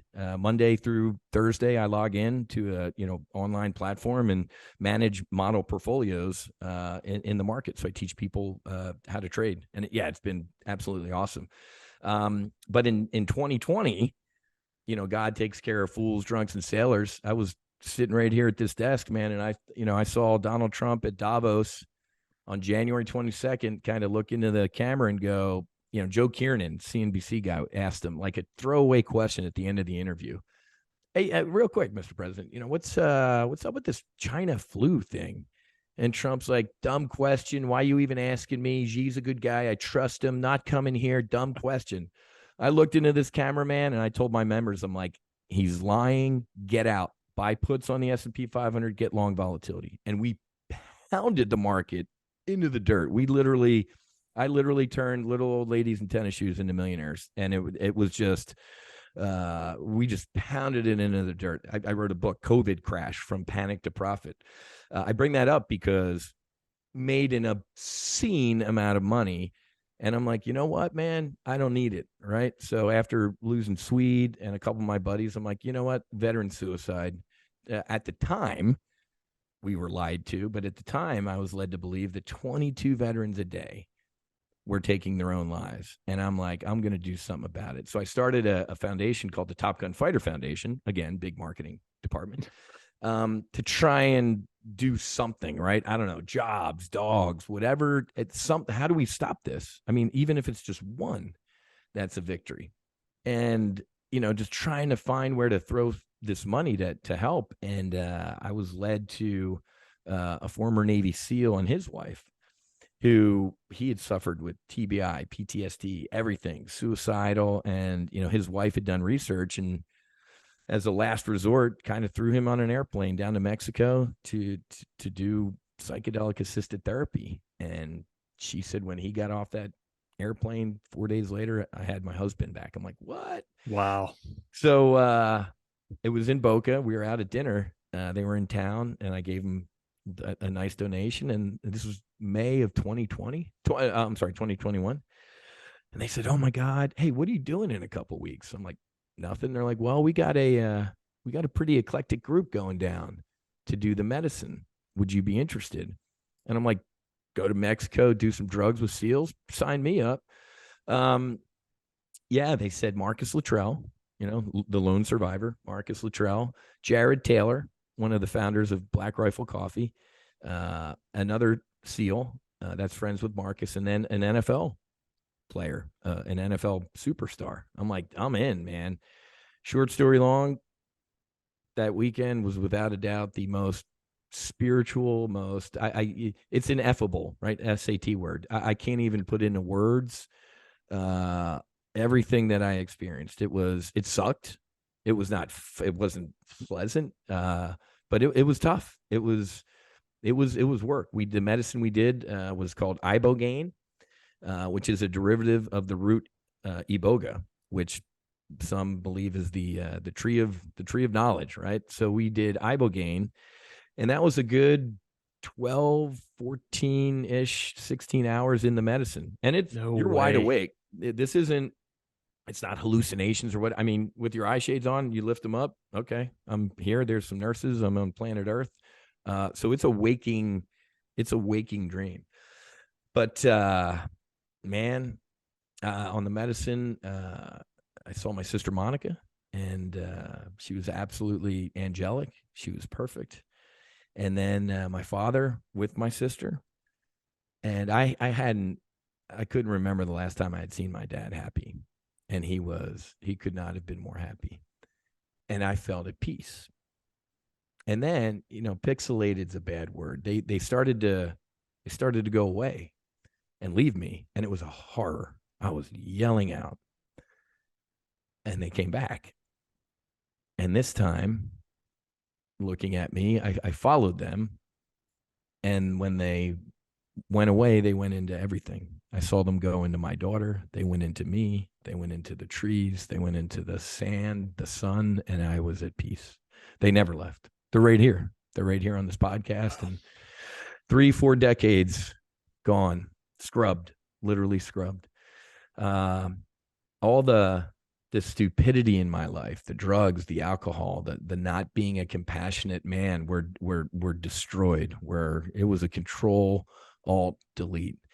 The most spiritual experience of my life. Now, listening to JT and Marcus, at some points, it sounded like they were getting cut in half by a saw. But the next day, they look like completely different human beings. I'm like, you good? And they're like, never better. So it was incredible. I mean, Marcus, seeing his brain scans from the VA, it was like dark, black, gray. He's like, Whiz, man, I was on 10 meds from the VA, 3 to wake up, 5 in lunch, 2 to go to bed type of thing. 3 months after the medicine, it's white. Absolute neuroplasticity and 0 medications. I was a drinker. I wasn't a good drinker. It made me physically ill for 7, 8, 9 months after the ibogaine to even look at alcohol. Wow. And I'm a coffee fiend. I couldn't even the caffeine. It was a complete system reset. So we did the ibogaine. Then you take what's called a gray day. They call it a discovery day, but you sleep, you laugh, you cry, you share what it's kind of a down day.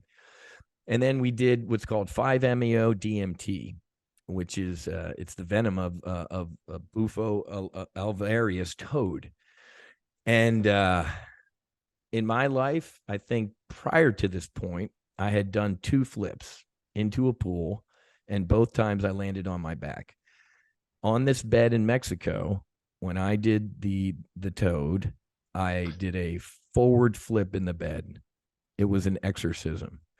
It was the most, kind of like my Whiz call sign. They told me, later kind of what they saw that was happening to me, but I don't remember any of that. All I remember, and it's interesting because whenever I talk about it, I always get grief from my medicine lady. She's like, stop talking like that. Change it to this. I'm like, I got to talk like I got to talk. I died on it's ego death. Everything disintegrated. 52 years of shame, regret, trauma, fear, alcohol, drugs. It literally disintegrated, literally in the blink of an eye. And I exploded into whatever word you want to use. I prefer to use the word God, but you can say source, creation, everything. And it was an absolute peace I've never felt before. The flip happened though, apparently because God, source, you can't stay, right? It was kind of a, you got, and I have two L-39 fighter jets that, privately own. You don't want to hear a pilot tell you that he has no fear of death, but I want to get old. I want grandkids, but I can tell you today, I have absolutely no fear of death whatsoever. But you the did re-entry, before.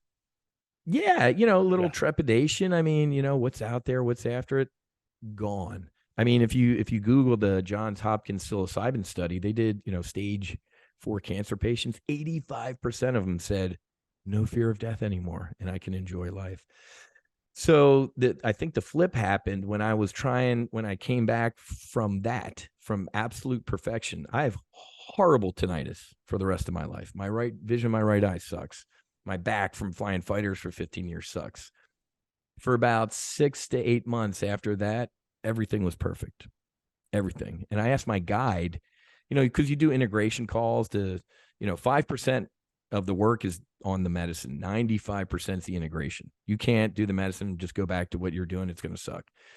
But during one of those debriefs, I told her that, and she's like, well, of course. She's like, you were in the presence of source. Everything is perfect. Everything is healed. I'm like, whoa. He's like, Jesus, puts mud on a girl's eyes and she can see again. You were in the presence of creator. So of course, everything. I was like, holy shit. So I can't even, and one of the coolest things, shameless plug for my awesome wife, they're like, hey, do you remember one of the first things you said when you came out of the medicine? I'm like, no. They said, you can't wait to tell Susie you love her forever because you know what forever is now.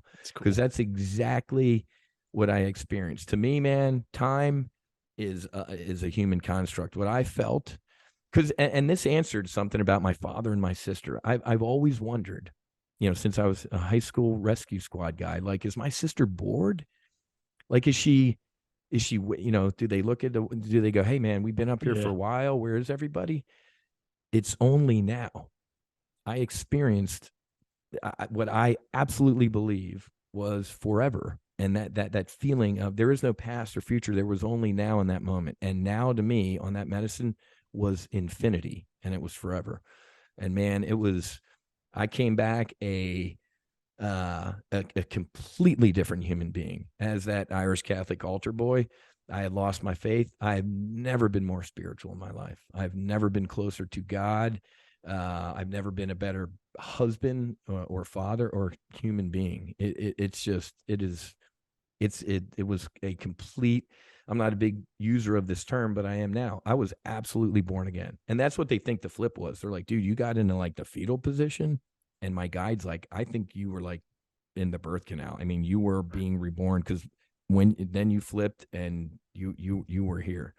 And they said I had transcended, right? So when I was with Source, they're like, you were in a V shape on the bed and your arms and legs were moving in perfect symmetry. I'm like, that did not happen. And they're like, dude, you were moving in perfect symmetry. I couldn't do that if you paid me. And they're like, yeah, man, you were, and then my guide, she's like, I had never seen that. I had heard, when somebody truly transcends like that, everything, it moves like that. So I came home. Came home completely new. Like I said, I couldn't even look at alcohol. I was like, it's tough at the home front though, because 99.9% of my wife's trauma, unfortunately, is whiz induced, right? Navy and just, so it's a little tough at the home front because you come back like totally. You're like enlightened now. I am a new machine. And my wife's like, well, yay for you. What about me?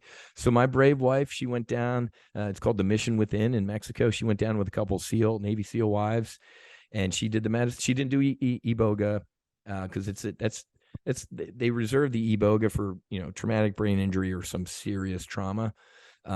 She did a psilocybin journey with these Navy SEAL wives, and she also did the 5-MeO, and we've never had a better relationship or marriage. I mean, that's interesting. Yeah, man. Yeah.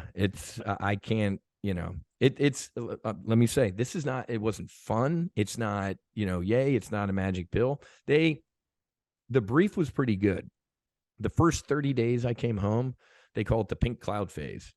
I'm sitting at a fucking stoplight, man, crying at the green light because it's beautiful. I mean, you literally see the beauty in everything, great. man. It just you see everything, right? It's like you're a kid again, just open eyes.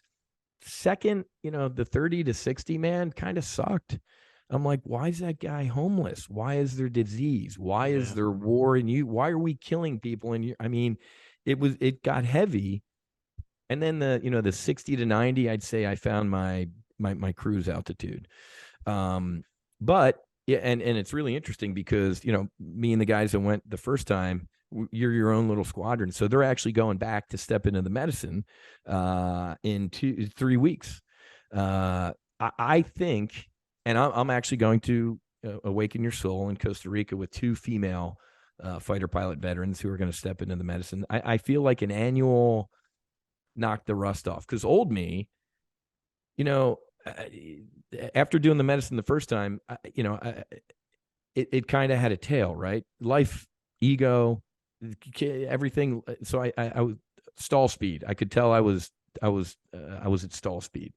Old me, stall speed, booze, drugs, awful. I spiraled down. Now it's kind of like I recognize a stall warning, and I know that I can go knock the rust off. So I'm gonna step into the Evogue in a couple weeks. So Marcus, me, JT, I think we're just gonna put it on the calendar. It's kind of an annual retreat, man, an annual knock the rust off.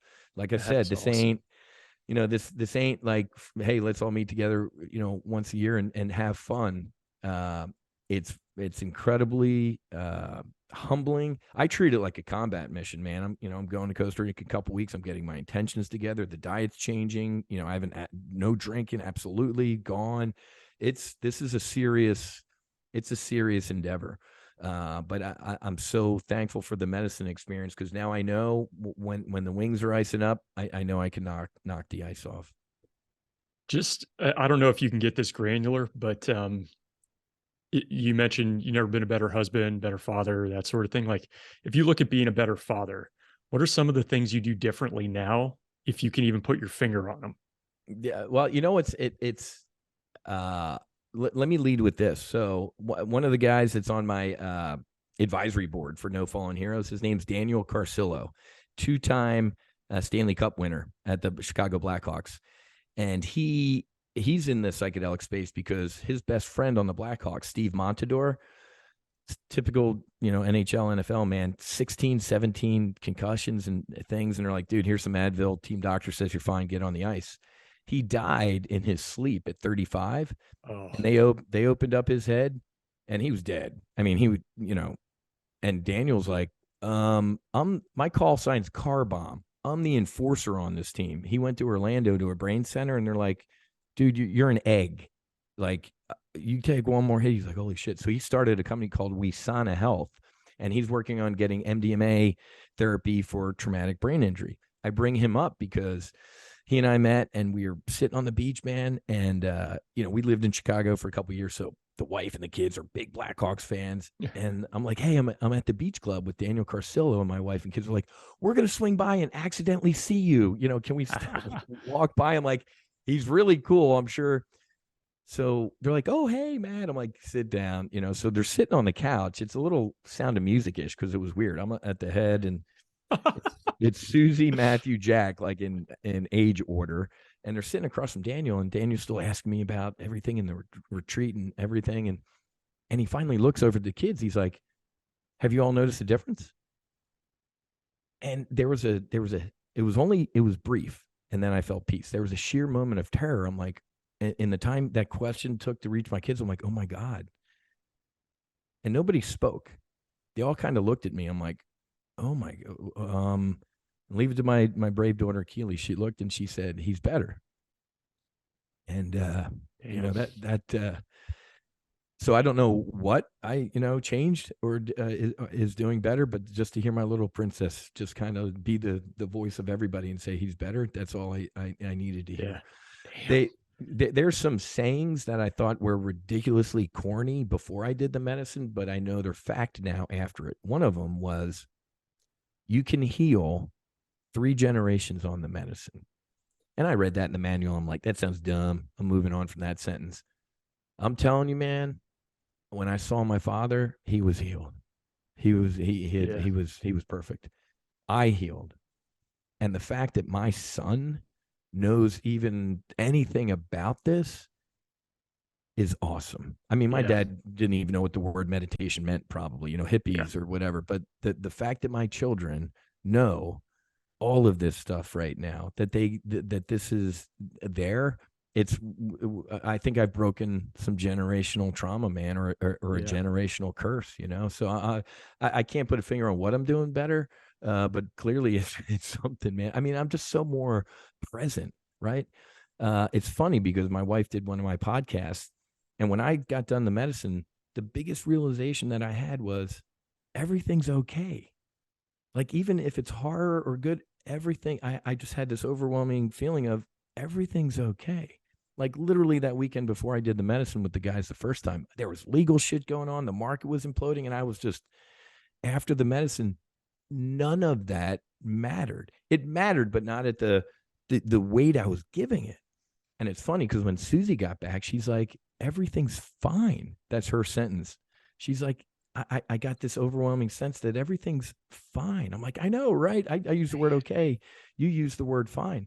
So when it comes to anything in their lives now, I think I'm more level. I get it. I have a bigger strategic picture than I used to. And I think obviously the not drinking, me having a glass of wine on a Monday night meant a glass of wine being the bottle.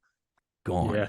Done. I mean, I ditched weight, not spending a shitload of money going out and drinking and stuff like that. So even just the little things, I'm doing hot yoga. I usually work out twice a day now.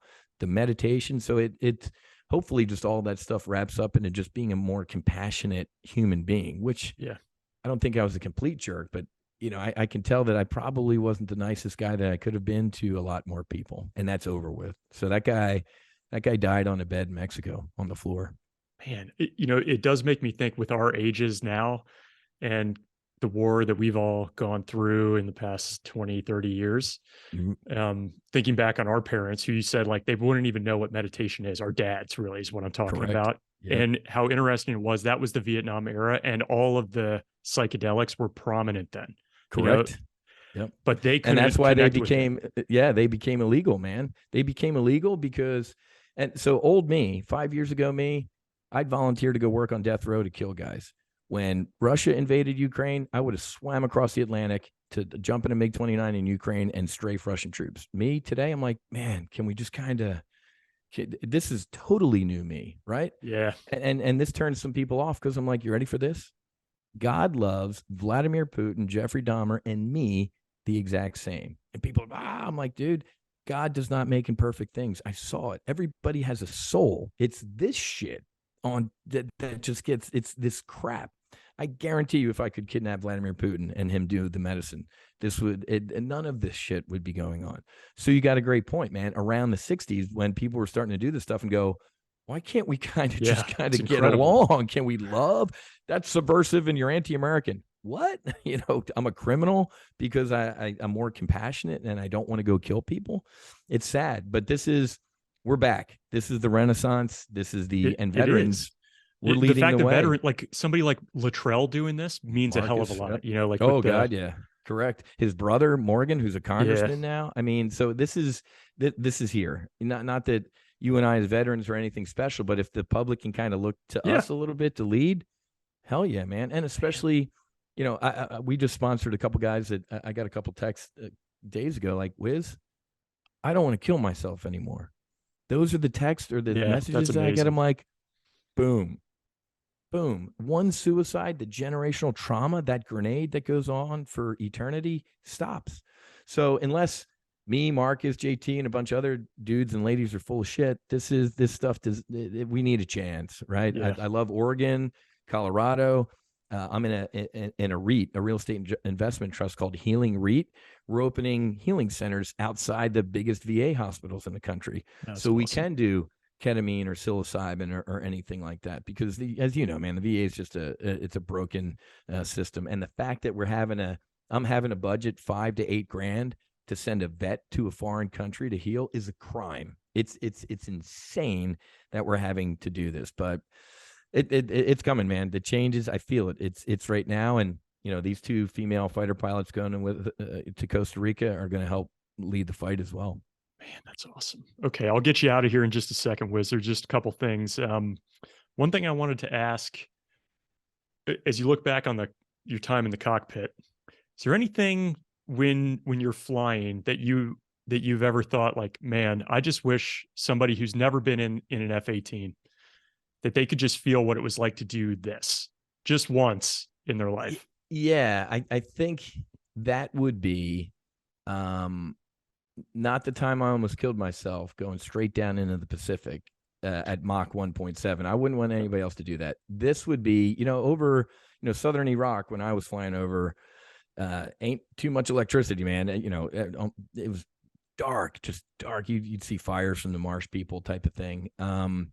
But up at altitude, 30, 40,000 feet with no ambient lighting around and the goggles on and looking up, I can't even describe just the beauty of everything and seeing shooting this or whatever that. I mean, it's just, you cool. Can't process it. So up at altitude with no lights around on the goggles, looking straight up is you touch the face of God. I wish everybody could experience that. It's awesome. And then there are 2 questions I ask everybody. One is there anything that you carried with you when you were in the cockpit that you always wanted to have on you? Something that had sentimental value, something someone gave you, something like that? Yeah, the picture of my wife, and I carried in my flight suit pocket. It was always with me. Yeah. Yep. Same. I had mine on my kneeboard. Yeah, in my wallet, I also had the mass card from my sister Monica's funeral. That was I always went flying with Susie's picture and Monica's. Yeah. Damn. And then just the last question, we talked through, we didn't even touch on your near-death experience that you just alluded to. We talked about having to bury 16 people that you knew, and a lot of the sacrifice that goes into it. So as you look back on that time that you spent in service, would you go back and do it again? I'd do it. I'd sign up again right now, man. I'd do it all. I would absolutely do it all again. One of my brothers, Slider, who's in our No Fallen Heroes project, he did the medicine. So, quick story. So Slider, Tomcat guy, hey man, bad guy house, cleared hot. You sure it's bad guy house? Yeah, bad guy house, blow it up. Boom. 12 innocent Iraqis in there, 3 generations, gone. And that destroyed him. He got back, drugs, alcohol, suicide attempts, and stuff like that. And he went, did the medicine with us last January with the documentary, completely different human being. I bring him up because when I talked to him one time, he looked at me, he said, Wiz, I'm thankful for the suffering. And you've truly healed when you say that. Had I not, I miss Swede. I'm, Canine, all of their deaths had purpose. I'm sitting here on this podcast right now talking to you about it. My sister Monica's death was not in vain. And it's really interesting. So they tell you, like we talked about, I treat this like a combat mission, going to do the medicine. So the first time, they said, have 5 questions for the medicine, right? That you can fall back on, and then 5 intentions. What do you want to, get? And man, and I'm not going to say it was towards the end, but kind of after this incredible experience with God for 12, 14, it felt like forever, obviously, but for however long it was, I had answers to everything. I saw my future. I saw everything, right? Except this. I said, whoa, wait, before I go, God, why Monica? Why so young? Why? And God just kind of looked at me and said, I know why. And that was it. It was I know, and you have to trust me. And that healed me. So even that suffering, losing my sister, I take solace in the fact that Source kind of embraced me and said, I know, son, I know. And that's always stuck with me. So there's still a little Wiz in here, so to speak, with ego. I still get, every once in a while, wish I could hug my dad. But the second time I did the medicine in the middle of the night at 3:00 in the morning, when I sat up and I was crying, my father hugged me. I felt an actual hug, and I heard my father say he was proud of me. Yeah. So I am thankful for the suffering, because I know now, after seeing what I've experienced, that it's all good. This tiny dot in time that you and I are on this big blue marble, in my opinion, and some people don't really like this, but I'll share it anyway. This is hell. This is hell. War, hate, disease, poverty. In my opinion, this is hell. And if we can do whatever we can to minimize this hell, this poverty, this war, this hate that's raging, we can make a little bit more heaven on earth, in my opinion. But yeah, so I do it all again, including the suffering. And very well said. I've got nothing to add. And I will say, we'll have links so people can find Top Gun options, the foundation, the Fallen Heroes Foundation. Then keep an eye out for this documentary with the 2 female fighter pilots as well. Thanks so much, Whiz, for the time, man. This was a blast. Yeah, you got it, brother. I appreciate it. If you got any questions or anything like that, I'd love to chat again, man. If you ever make it down to South Florida, let me know, and I'll throw you in the L-39, and we'll go out and bend the jet around. I hope you all enjoyed that combat story. Here are a couple comments from listeners. We've got one from Art the Clown, and it's on the Dutch Moyer interview on YouTube, and it says, "Ryan, you're doing an awesome job at this. Thank you for this historical project and archival analysis of our nation's warriors." Yeah, especially for these tier 1 folks like Dutch and Shrek and the likes. We just don't get to hear so much about them, so it's been fun. Thank you for giving that great feedback. And then the next one is from the Lisa Jaster interview, and it's from Karmatos 13. It says, "Her story is the real G.I. Jane. It's got hardcore drive, combat stuff, don't quit, lots of emotion, and finishing Ranger School. If it was well written, it would be a great movie." And I agree with you. I'm sure they got one in the works for this, for Lisa and the other women who were the first to get through that program. And she is just tough as hell. I think, that gets lost with the Ranger School stuff, but she is a serious competitor and incredibly successful, both in the military and outside. So, great comments there, all spot on, and appreciate you recognizing that. Stay safe, y'all.